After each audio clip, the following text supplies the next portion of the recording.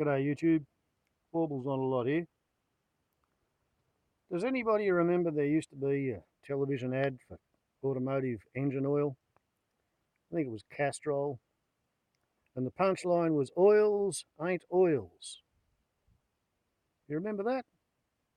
Well, it turns out that water ain't water, in the sense that these yellowed drying wattle trees, and indeed the yellowed drying stringy bark trees, these are all in the area where I thought I was doing them a favour by giving them a 50-tonne drink a month ago. And while it was going on, they all seemed to enjoy it. But if you look deep out there into the forest, you'll see that it's the trees on the 1.5 acres where I have been watering, they now seem to be suffering. And I thought perhaps it might just be a case of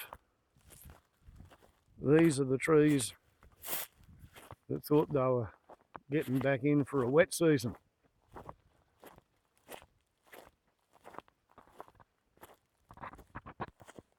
See what I mean? You come out here and the surrounding trees aren't quite so bad as the trees that had a drink.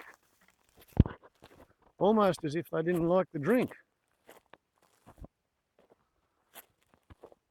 Now why would that be? Why would the trees that got 1/3 of an inch, 8.3 millimetres of town water, why would they be reacting as if they'd been burnt? Burnt by something in the water perhaps? And it occurred to me that the first time I squirted town water out through the fire hose and it landed on those ultraviolet covers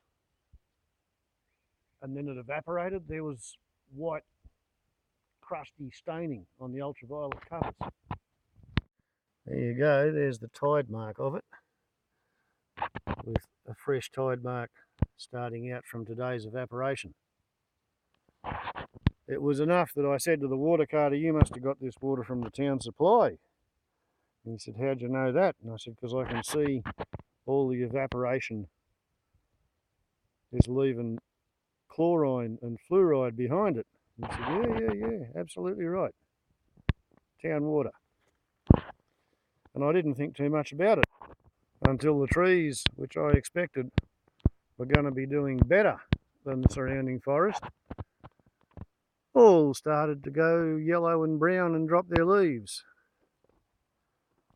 as if they didn't like the sodium fluoride and the sodium chloride, or ammonium chloride, whatever it is that they put in the town water to make it safe for the people to drink. The trees don't much like it. And to give you a reasonable idea of the concentration, I'll show you what I found in my shower bucket, because that shows what happens when just a little bit of water in a flat shallow puddle is evaporated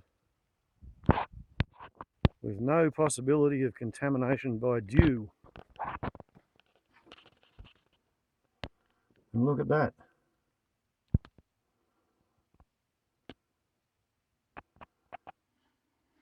Now, there was barely a centimetre of water in the bottom there, just a little bit of water that couldn't make it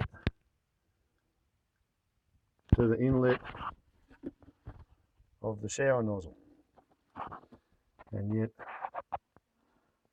that centimetre of water left all that residue of chlorine and fluoride. And I don't think the trees like it. I know Glen Innes gets its water from Beardy Waters, and I know that's runoff. But I think the stuff they add to it is unpalatable town water. Who would have thunk it? Warbles on a lot to YouTube. Ciao.